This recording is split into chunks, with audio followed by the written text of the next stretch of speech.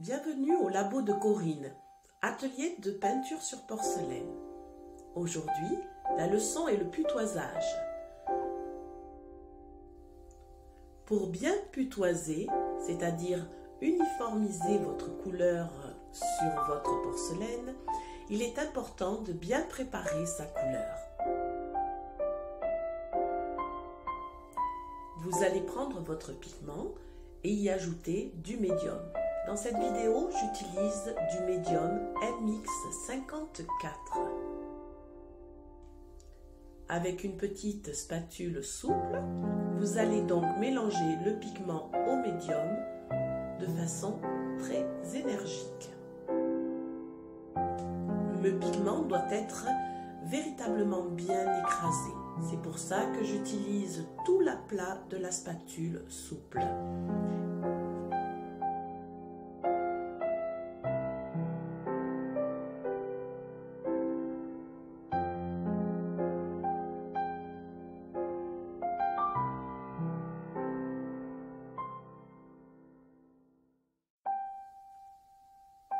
Vous rajoutez goutte après goutte du médium jusqu'à obtenir la consistance voulue.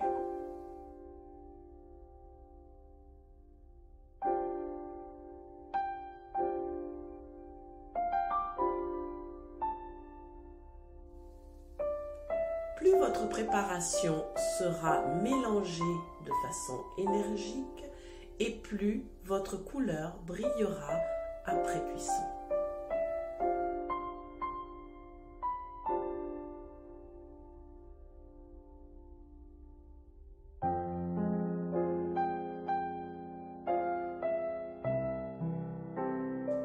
Pour préparer ma couleur, j'utilise un carreau de faïence blanc sur lequel je vais pouvoir m'étaler énergiquement tel que je suis en train de le faire sur la vidéo. N'hésitez pas à vraiment utiliser tout l'aplat de la spatule. Ensuite, vous allez avoir à peu près une grosse goutte qui va tomber de votre spatule et vous allez y ajouter quelques gouttes de lavande pour éviter que votre couleur ne sèche trop vite.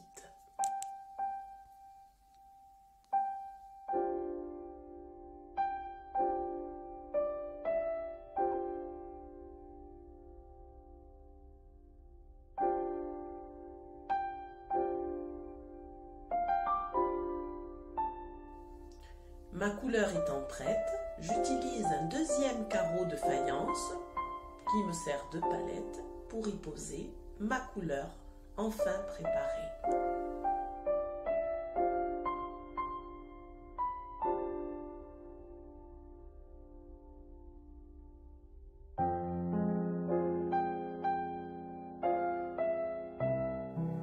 N'hésitez pas à récupérer le maximum de couleurs sur votre carreau qui vous a servi pour le mélange.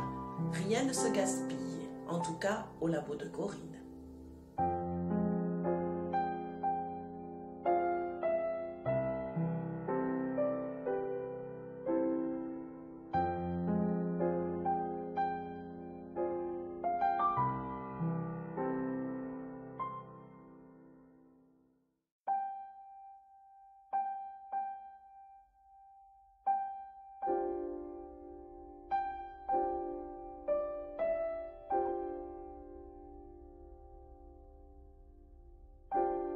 Me voilà prête pour le putoisage.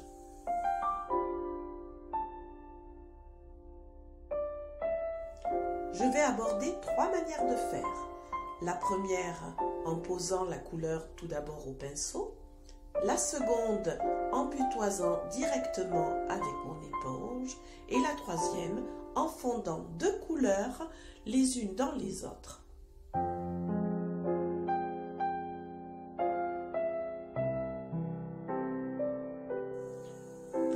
Première manière, vous allez prendre un pinceau plat et poser donc votre couleur.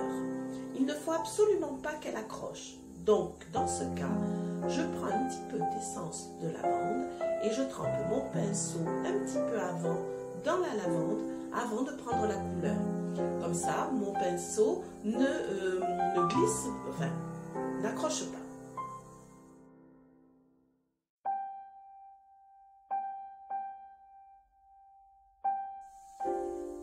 Tirez bien votre couleur.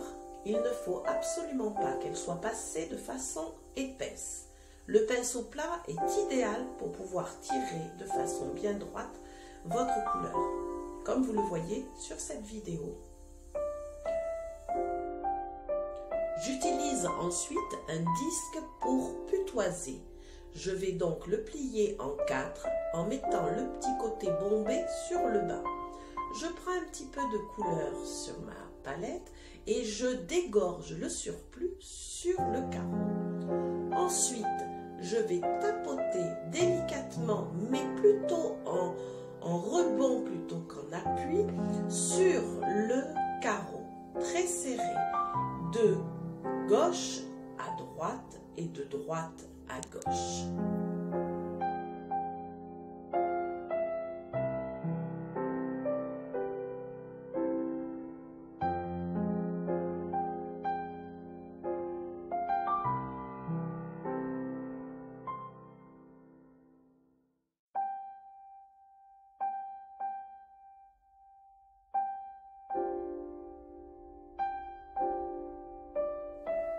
Je vous conseille de ne pas espacer trop vos appuis.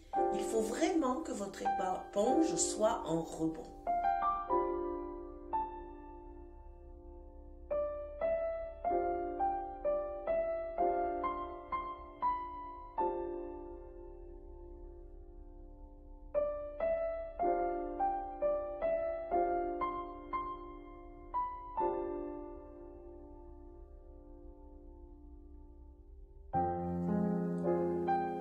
Je vous fais un petit croquis du mouvement en fait de l'éponge. Comme vous le voyez, ça part d'un côté vers l'autre côté, puis de l'autre côté vers l'autre côté.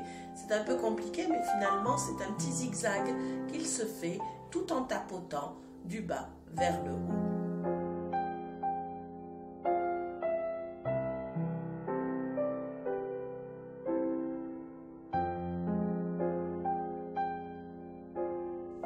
Je passe à la deuxième manière de putoiser. Vous pouvez également donc putoiser directement avec l'éponge. Mais le mouvement de l'éponge va rester le même, en zigzag. Donc vous prenez un petit peu de couleur sur votre éponge, comme nous l'avons fait tout à l'heure, et nous tapotons directement sur le carreau avec la couleur sur l'éponge. Continuez comme tout à l'heure à faire vos rebonds. C'est très important afin de pouvoir donc toujours uniformiser votre couleur, donc faire un joli putoisage.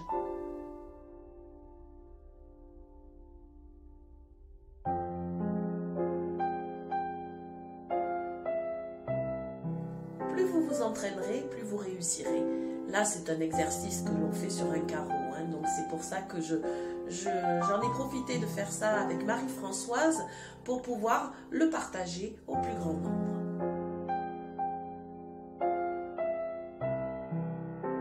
Je vais vous montrer ce qu'il ne faut pas faire. Si vous êtes avec votre éponge et que vous appuyez sur la couleur ou si vous voulez vous reprendre, eh bien, vous l'avez vu comme moi, ça enlève la couleur. Donc faites bien attention.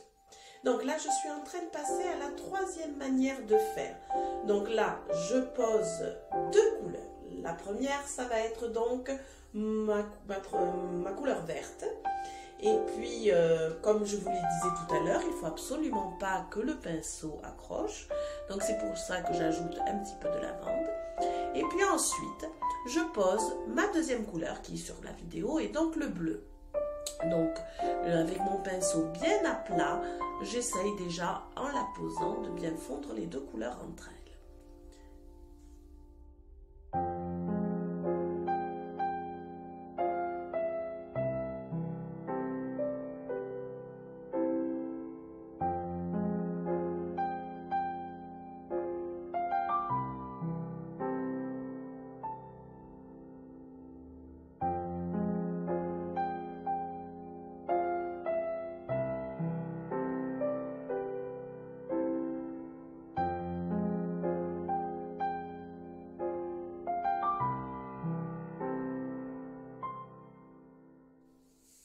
Une fois les deux couleurs posées, donc je reprends ma petite éponge, toujours le petit bombé en bas, elle a été pliée donc en 4. Et donc là je démarre donc dans la couleur du bas, je continue à faire mes petits tapotements bien serrés, entre guillemets je dirais donc le petit pivert, et je remonte tranquillement en zigzag jusqu'à ce que j'arrive à la couleur intermédiaire.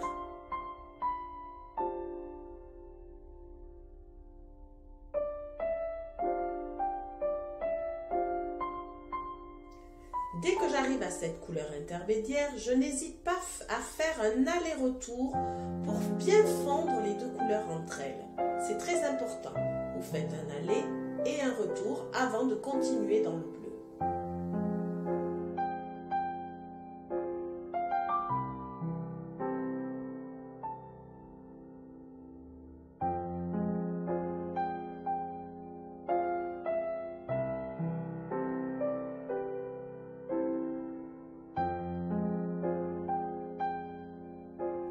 Le fait de plier cette éponge en 4, quand on arrive vraiment à un endroit délicat comme sur la vidéo, là vraiment entre les deux couleurs, ça évite de déborder. Donc c'est pour ça qu'il est très important que vous le pliez en 4. Comme ça vous contrôlez, vous maîtrisez tout en tapotant.